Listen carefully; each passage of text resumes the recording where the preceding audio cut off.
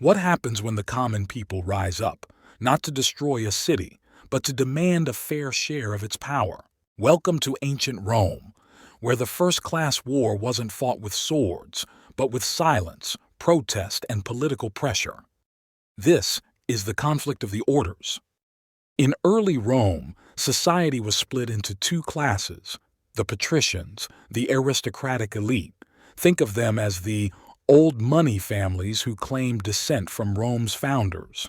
And then there were the plebeians, the everyday Romans, farmers, soldiers, artisans, the backbone of the republic, yet with almost no political power, no voice in government, no protection under law, no say in decisions that affected their lives.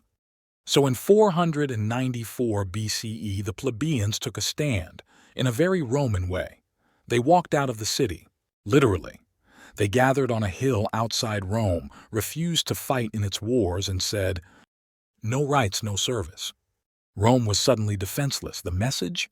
We may not have power, but we are the people who power Rome.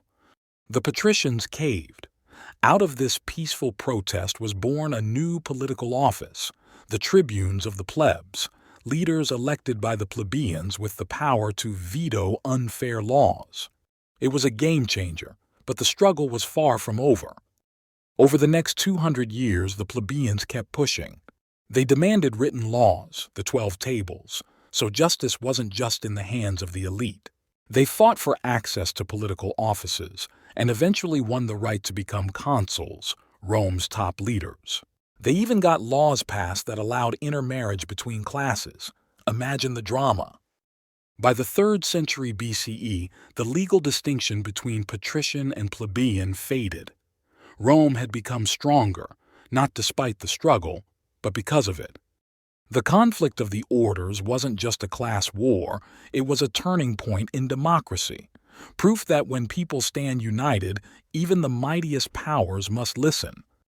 So the next time someone tells you change is impossible, remember the plebeians. They didn't storm the Senate, they reshaped it. Thanks for watching. If you enjoyed this dive into Roman history, comment and subscribe for more powerful stories from the ancient world.